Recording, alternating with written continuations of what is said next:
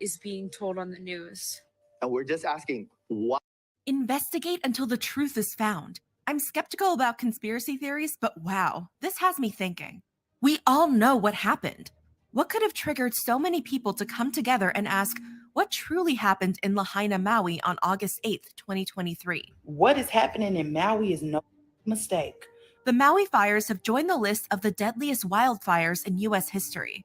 It's one thing to watch the videos. It's another to actually see it with your own two eyes. I feel like I'm looking at a war zone. You can feel the heat off the traffic. It sounded like a giant blowtorch, and you're running from that. And we had to run in the ocean because we were starting on fire. Yet, what occurred in early August wasn't just about vacations cut short. We landed here yesterday, and all we have is the clothes on our back, so we don't know what is going to happen next. But a way of life reduced to ashes. And everything I basically, have in the world at this point might be gone. And a community forever changed. How, as a parent, are you ever prepared to tell your children that their friend didn't make it? But is recovery for the people of Maui still possible? Maui is coming in strong. Maui is coming together. Or are people who had something to gain from the fires? It caused fires not only on Maui, but it caused fires in the most precious parts of real estate. Standing in the way. I just wanted to come on here and say, do not believe what is being told on the news. And we're just asking, why is our town burnt down? Why are our families' houses gone? And if you can explain that to us in a logical, reasonable way, we'll accept it. But right now, there is no explanation. Politicians have not been tarred and feathered in a long time, and it shows. It's almost like we're in a prison camp or something. You need his permission. I need someone's permission to film in public. Do I need yours too? How many children are missing?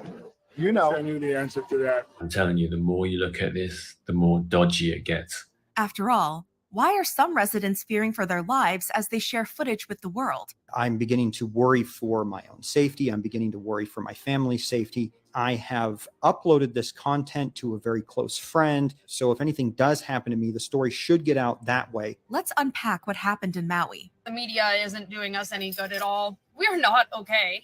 And listen closely to what Maui residents have made public. Nobody called us. Our phones didn't work from 5 in the morning. 10 o'clock when I went to work, the fire was still there. There was no water. Tell me if that's not coincidence.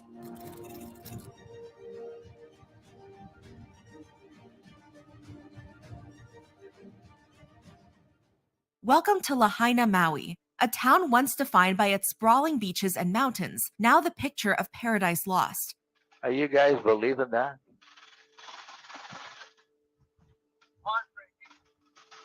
Oh my gosh. It's like nothing I've ever seen before. And I've seen many, many wildfires.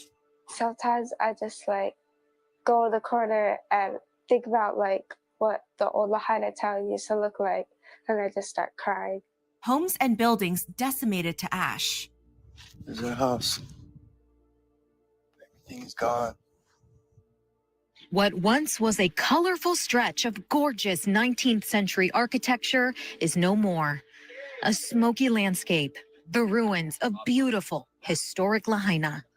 This used to be Dad's room over here, and then my room in here.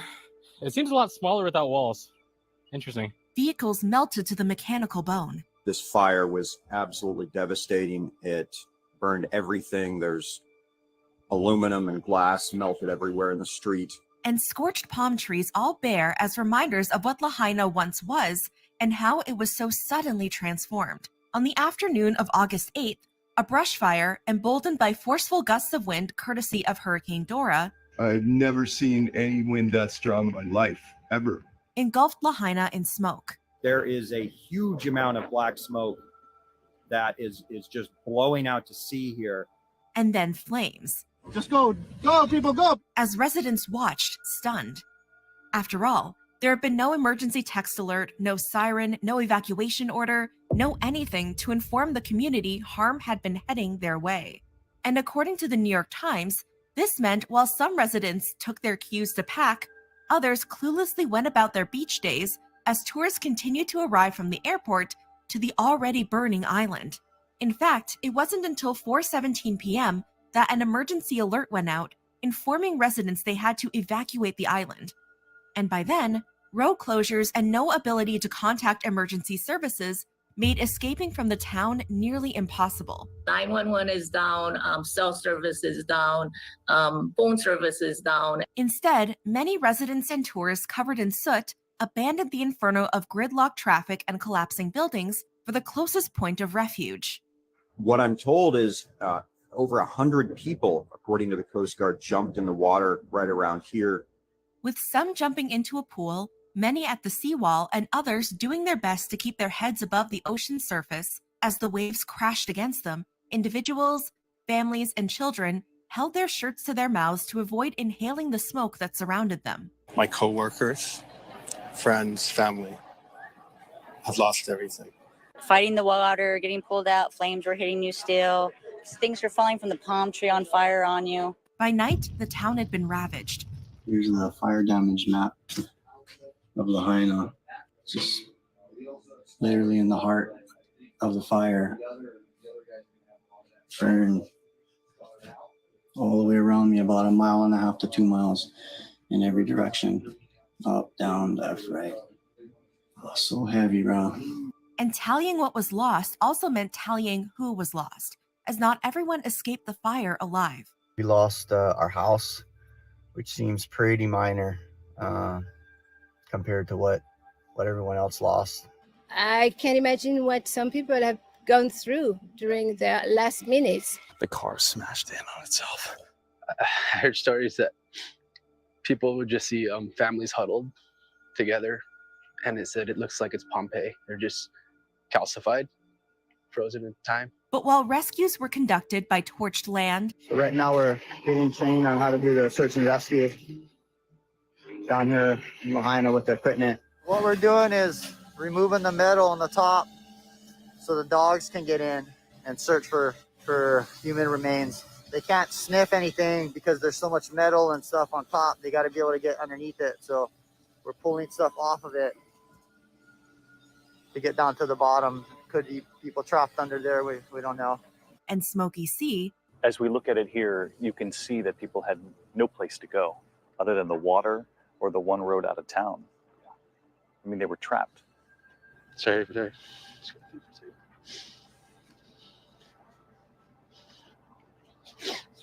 As the search approaches its end, the number of lives lost to the fire remains unknown. Currently, the toll stands at 115, but the number of those missing provided by the FBI suggests this number is much higher. As of today, it's between 1,000 and 1,100. And unfortunately, due to the weather on the day of the fire, a number of those unaccounted for are children. Schools were in that day. It was so windy that a lot of these were for children at home. The aftermath forced residents into heartbreaking situations. All of us they're putting us in 30-day hotel stays in order to find everybody houses, but in a place where it's hard enough to find housing and hard enough to find jobs as it is, now that there is more people looking for jobs and there is less houses available on the island, everybody's. But in their grief, the residents of Maui couldn't help feeling let down by America's response to the tragedy. According to Brian Stern, the founder of the search and rescue donor-funded organization Project Dynamo, that arrived in Maui within 20 hours of the fire starting, in the Lahaina people's time of crisis, the United States government had all but deserted the tourist hotspot. We didn't see any military aircraft flying. Our whole time there, we didn't really see a Black Hawk or a Chinook bringing things or people. And while the Department of Defense reported that the National Guard had dropped over 1,000 gallons of water over Maui the day after the fire, and sent the National Guard along with 2 Chinook helicopters to the island by August 10th. And you're National Guard, or National Guard. Okay, thank you. For many, this was too little, too late. Do you think that more people would have lived if response was quicker? Just logic tells me that's the case. And residents wanted to know, where was the person who was meant to lead them during this time? Where is our leadership? Where is Joe Biden? Where is the President of the United States when you have one of the most devastating fires to occur in the last 100 years? There is this grand sense of community here. I have never seen so many people come together and give up their own beds for people that just lost their house. But that's the problem. It's that nobody else is doing anything. Nobody is helping. It wasn't until August 21st, 13 days after the fire, that President Biden landed in Maui to survey the damage. And the welcome he received wasn't exactly warm. Bunch of them are protesting. They have their makeshift signs, cardboard signs, a lot of them saying, as we've been talking about, that he's too late. Wow, he's finally here. Wow, yeah, awesome. Yeah, thanks for nothing. You. And giving survivors a one-time check of $700, commenting that the ground was hot in Maui, being accused of nodding off during memorial service, and refusing to comment on the lives lost to the fire.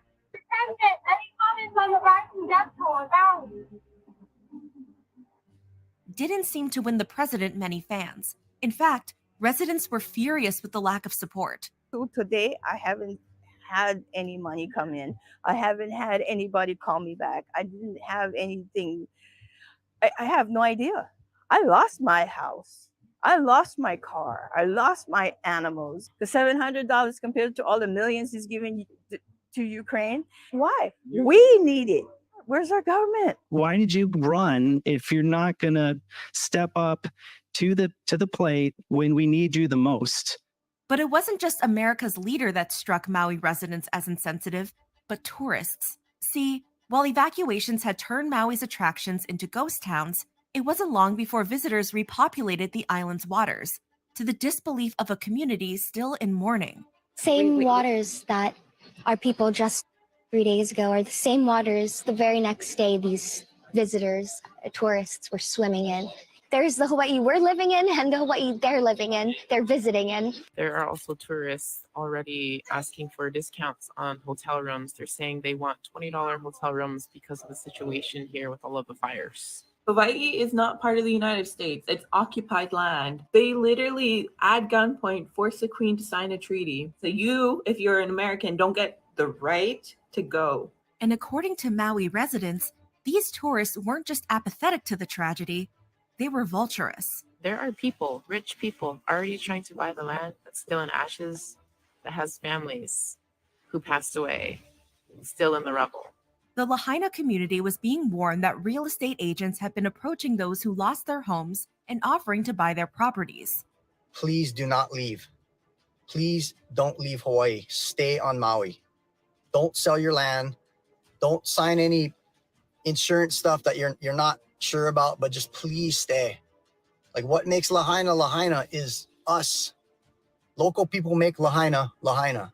I had another friend reach out who's in Maui and was telling me that the victims are being told by their insurance companies that their properties that burned were actually violating city code and will not be rebuilt. So an act of war, an act of nature, whatever it may be that took place in this area, is now violating city code, and their insurance company is deciding not to cover it. I am so frustrated with investors and realtors calling the families who lost their home, offering to buy their land. How dare you do that to our community right now? If you are a Maui realtor contributing to that, karma's gonna come and get you. This tactic of companies and businesses capitalizing on the disorienting nature of tragedy is called disaster capitalism, and it's been used in countless other devastations, including in New Orleans after Hurricane Katrina in 2005, and Puerto Rico after Hurricane Maria in 2017. But according to certain members of the internet, what happened in Maui was different from these other tragedies in one key way. It had allegedly been planned. As for how a fire of this magnitude can be orchestrated, there was one conspiracy pervading the internet. But first, what was the official cause of the fire? Well, while Lahaina roughly translates to cruel sun, it wasn't extreme heat that caused the wildfires that have ravaged the town, but wind and some flimsy power lines. On August 7th at 10:47 p.m., Senior Research Coordinator at the Maui Conservation Center, Jennifer Pribble, caught a flash on her surveillance footage coming from the forest. It's windy, and then there's a flash, and I think that's when a tree's falling on a power line. The power goes out. And unfortunately, the ground of Maui offered the perfect environment for flames to grow. Much of the grass in Maui is a non-native Guinea grass that grows really fast. Even if it rains, the hot weather dries it right up. That's pure fuel for fire. But this was only the first incident of a downed line. Let's see how long this pole's gonna hang in. After sunrise on August 8th, another fire started near Lahaina Luna Road after a power line collapsed and began a brush fire that quickly spread to neighboring lawns. And while firefighters claimed the fire was 100% contained that morning, it flared up again in the afternoon. In response, the Lahaina bypass was closed at 3:30 p.m., meaning now there was only one in and out road to leave the town. Yet, according to social media, this explanation didn't suffice. Some claimed a fire started by a power line didn't account for the way some houses had been left unscathed, while others were reduced to rubble. Somehow we made it. Or why some grass survived next to the fire. Grass over that's still standing. It's not even burned. So even down below, directly below this, you can see some wood fence posts that were burned, but you can see all that grass is still good. So how do you get this car this hot? Or how the fire seemed to skip over a 4-lane highway. Or why, in heat that melted glass and aluminum, certain items that should have been destroyed weren't. Many were disturbed by the footage of the aftermath, as many shared their confusion. Why are the guardrails okay and intact? Firefighter for over 20 years, I've seen fires hot enough to melt metal, but there would not have been anything else standing around at those temps. What's interesting is it did all that damage, but asphalt melts a little under 400 degrees Fahrenheit, and all the paint is still intact. However, those who'd experienced wildfires in other locations claimed the damage the fire had done wasn't unusual. I'm in Canada, and we have a terrible wildfire in our Northwest Territories, and people's cars are melting as they are driving out. Google it. You must not have seen any of the wildfires we have here in California. Embers fly, especially at 60 miles per hour. Fire jumped 10-lane highway in mainland 2 years ago. Extreme weather also provided an answer for some other peculiarities of the fire. Well, I'm wondering if everyone in the cars had to get out and run, why aren't any of the doors open, right? And the comment section was quick to respond. Maybe the 80 miles per hour winds? Still, there were some things that just seemed odd. Like the red roof house that went viral for its pristine post-fire condition. The homeowner acknowledged their house is made of wood, but theorized their home may have survived due to their metal roof, lack of foliage on the property, and being bordered by the ocean. Yet, from videos circulating of Maui, viewers couldn't deny there was a trend. The color blue. I went through hours of footage, and it was pretty interesting what I found. Here are the famous umbrellas. These are actually Tommy Bahama umbrellas. And I have pictures of these before the fire, so you can see what they actually used to look like. Not very different now. And then the sole surviving car on Front Street in front of the outlet mall. Why were certain blue items left untouched by the fire? And why was the internet claiming the same color became a trend among celebrities living in Maui back in October 2022? What the heck are celebs all painting their Maui properties the same weird shade of blue? Not just any blue, mind you, but an exact shade. According to this viral theory, the choice isn't purely aesthetic. Let's delve into the science of lasers, or as they're ominously termed, DEWs. Did you know that there are 2 sites in the U.S. that have these directed energy weapons? One is Nevada and the other is Maui. Here's the science. Certain energy rays interact differently with various colors on the spectrum. Some colors are more resistant or reflective, protecting underlying materials from harm. Let's start with this directed energy Air Force Maui Optical and Supercomputing AMOS site located on the island of Maui. May I quote from the website? Listen to this. Directed energy harnesses the power of the electromagnetic spectrum to enable airmen to effectively and affordably strike critical targets at the speed of light. Is there a connection between this specific royal blue shade, possibly dubbed the Mother Mary blue, and the DEWs? Could Lahaina's celebrities have insider knowledge?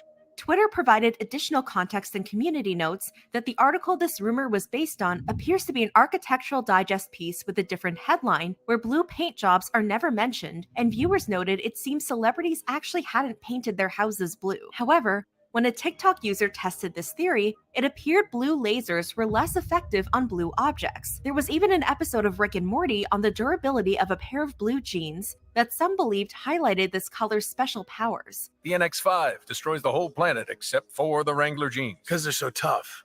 Tougher than the laser? Stupid. NX5 corporate sponsor detected. Cannot penetrate Wranglers. Built too tough. Built too. Still, why would a color that protects against lasers hold up against fires? Unless, according to a portion of social media, the Maui fires hadn't been caused by downed power lines, but a laser. But where was the supposed laser that had done this? Well, again, an animated sitcom proved to be of use to the internet. Can someone walk up to those umbrellas and open them? Here's why.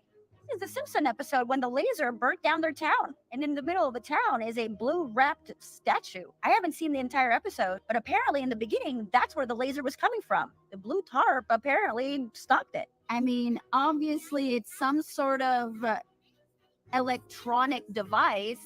You fool. You've erected a massive concave reflective surface. It will focus the sun's beam in a deadly ray. But this episode of the oddly prophetic show offered another theory as to where the laser was, as some users pointed out the statue in The Simpsons looks similar to the one erected in Liliuokalani Park in 2021. One viewer rejoiced at the discovery, commenting, "One day soon, the world's populace will have had enough of the games and demand answers."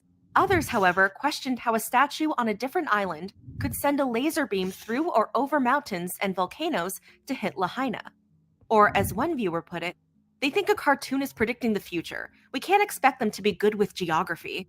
Still, some were intrigued by blue's supposed protective capabilities, as some people commented, "I am painting all my stuff blue, my new favorite color. Cool, I'm going Mediterranean blue." But was it possible businesses were already preventing the public from harnessing this color's powers? According to one TikTok user, Rona had discontinued blue tarps. "Protect yourself now. September 23rd is around the corner," the TikTok user captioned their post. "Why September 23rd?" asked one viewer. The TikTok user replied with a theory. "Florida and LA will be underwater, I believe." Another viewer said they'd received the same date for a storm from an alleged time traveler. And various TikTokers were sharing snippets of media mentioning September 23rd or 2023. Go ahead. Tell yourself it's just a number. The miracle of deliverance. By 9:23, the water of life shall proceed forth from the throne of the Lamb. But how a laser would create a storm wasn't brought up. Yet, laser or no laser, the devastation in Maui had been tied to another theory: smart cities, 15-minute cities, and satellite cities. Question: why Maui? Answer: it's a new smart grid in Hawaii dubbed the, quote, Jump Smart Maui Project. This is disaster capitalism of $5 billion are coming to Maui, and sticky fingers are here to take it all and develop everything without any input. Lahaina needs to decide what happens in Lahaina. According to USA Today, a 15-minute city is a concept for urban planning where all essential services are within a 15-minute walk, while a smart city is based on making a location more efficient through technology, while satellite cities are smaller cities that are closer to a large metropolitan area. A Maui resident even accused prominent figures who own property in Maui of allegedly aiming to create a satellite city. Everybody talking about the satellite city before the fire. Lahaina going to be the first satellite city. Well, hey, Jeff Bezos, you got what you wanted. Oprah, you got what you wanted. And the guy who owns the nut, you got what you wanted. It's all over.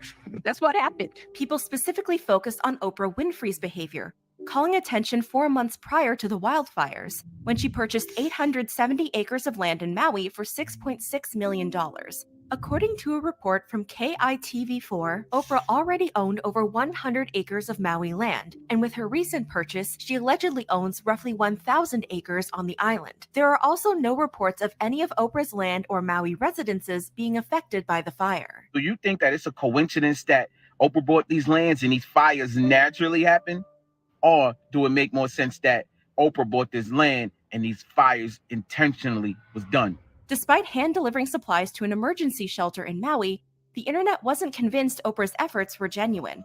She's about to take that land. These rich people are evil.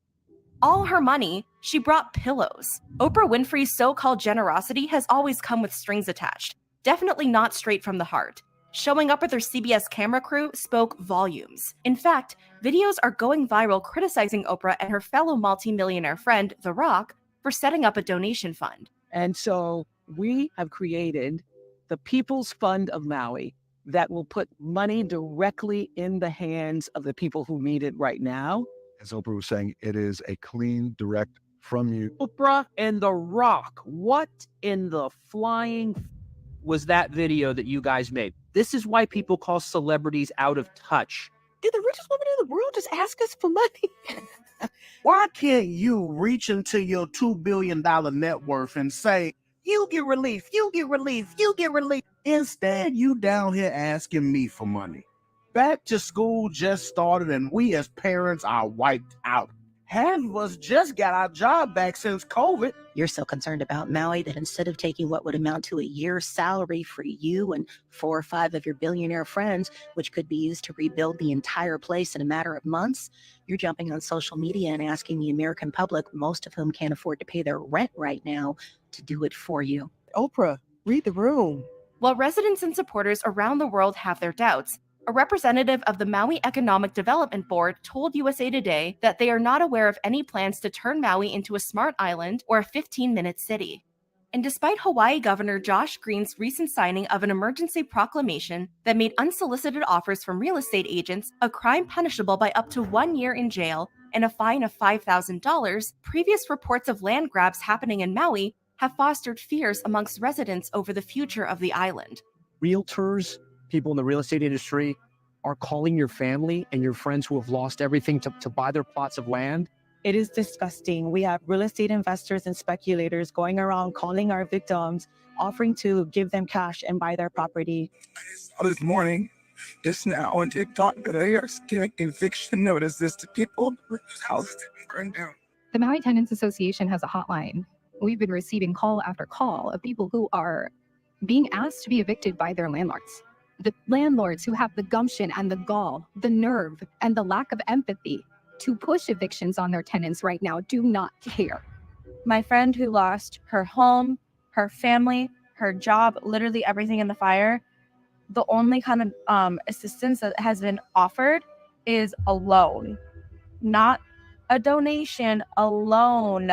There are plenty of ways to make money in real estate investing without being a total piece of. There are plenty of ways. Work harder, do better. But while theories of the creation of a smart city remain unproven, complaints over the way the fire was handled have mounted. See, Hawaii's top emergency officials were not on the island at the time of the fire, but at FEMA's annual disaster meeting in Oahu, navigating hypothetical disasters while their people faced the real deal. As previously mentioned, no sirens went off to alert the public. And Maui County Emergency Management Agency Administrator Herman Andaya stood by his decision not to sound the alarms. The sirens, as I mentioned earlier, is used primarily for tsunamis. The public is trained to seek higher ground in the event that the siren is sounded. In fact, we're afraid that people would have gone Mauka. And if that was the case, then they would have gone into the fire. However, according to the Maui County website, along with tsunamis, these sirens are also used for other emergencies, including hurricanes, terrorist threats, and wildfires. And amid growing criticism over Maui's lack of response, they innocent men, women, and children by not helping, by not sounding alarms. People were asleep in their homes with their babies and their children. The head of the Maui Emergency Management Agency resigned. But it wasn't just a failure to warn residents of the incoming flames that left the community of Lahaina high and dry. According to the New York Times, firefighters who rushed onto the scene on August 8th were met with a nightmare scenario as the water coming from their hoses began to sputter. The town's water system had collapsed, making fighting the fire next to impossible. According to Hawaii's Director of Water Supply, John Stufflebean, this occurred after the fire had blazed through homes, leading to leaking pipes that depressurized the network that supplies the hydrants. But if no sirens, no water, and no internet or cell service left Maui in the dark during the fire, it appeared the lights still hadn't been turned on. The Lahaina community was adamant that the true number of lives lost to the fire was still being grossly misrepresented to the public. It's not correct. They're not reporting it correctly. I don't know why they're not reporting it correctly. There's hundreds, if like at least 600, if not thousands of people who are dead in the streets, floating in the ocean. And it seemed the same lack of coverage had prevented the public from understanding the current circumstances for those living in Lahaina. I think there's a lot going on here that is way beyond anything that anybody wants to believe. Jeff Cygnus, a TikToker and self-proclaimed volunteer reporter, captured life inside Maui post-fire, where it seemed liberties were continually being stripped away from residents as the use of drones and travel became prohibited while access to fuel was controlled by the government. Even if the situation wasn't that we needed special permission slips to come back to our home, even then, we didn't have enough fuel to leave West Maui. Why can we not get some information? Why can we not leave? Why aren't they making any efforts to get the gas stations working? One viewer commented, "I feel like the last 3+ years has been one big social experiment." Another theorized, "It's about control." And when fences were built to supposedly protect residents from debris, many were suspicious. There seems to be a huge emphasis on ensuring that the media and anyone else can't see what's going on here in Lahaina, West Maui. There are miles and miles of this black fence going up that was not here before. Still, the Lahaina community was eventually given access to unrestricted travel through permission slips they had to line up in order to receive. As many cars as we can issue today, we will go ahead and do so. Viewers shared their concern. Why do they need permission slips to go freely on their own land? This feels like they're using this as a test. But if this was a test, it seemed the public wouldn't be given a chance to pass. I just been informed that we are shutting down this placard distribution as of now. The hopes of thousands of residents were dashed when it was announced they would not be receiving permission slips, and even the police officer didn't have a good answer. There are powers that be. I'm not sure of the reasoning. All I know is the order has come down to shut down the distribution of these placards. Jeff, for one, was frustrated. So we're supposed to drink the water you give us, eat the food you give us, use the medication you have available, and we're stuck here. But while his in-person critiques of the way the government was handling the crisis weren't always well received. This is actually illegal, you know. I think you have to get his consent to Is this not a public place that we're on right now? It was his online post that exposed what was happening in Maui that Jeff claimed had made him some powerful enemies. I'm beginning to worry for my own safety. I'm beginning to worry for my family's safety. And so I want to speak directly to the powers that be. And, if you watch my other content, you will know what I mean by that. Nobody knows exactly who these people are, but we know that they exist. And according to Jeff, these powers that be wanted him silenced, possibly for good. I have uploaded this content to a very close friend who is far away in an undisclosed location. And I've also provided them with the credentials to all of my social media. So if anything does happen to me, the story should get out that way. And Jeff wasn't the only one facing surreal situations. Investigative reporter Nick Sorter alleged unknown actors are stalking independent reporters and caught one on camera during his report. He alleged this man showed up at his hotel at 5:45 a.m. People's minds here. Hey, what's up, Nick? I've been trying to reach you. Been reaching out to you on X. We're supposed to be meeting with people here. What victims have you had? Okay, yeah. So this is so you're seeing this live right now. People actually tracked me down.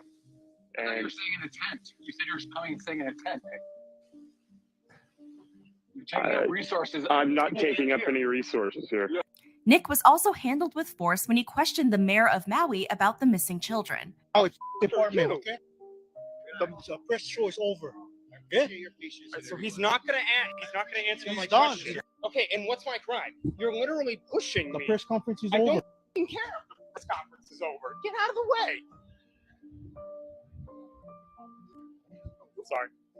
Right, so our 110 cadavers, but we can't identify. We can't identify how many of them are children.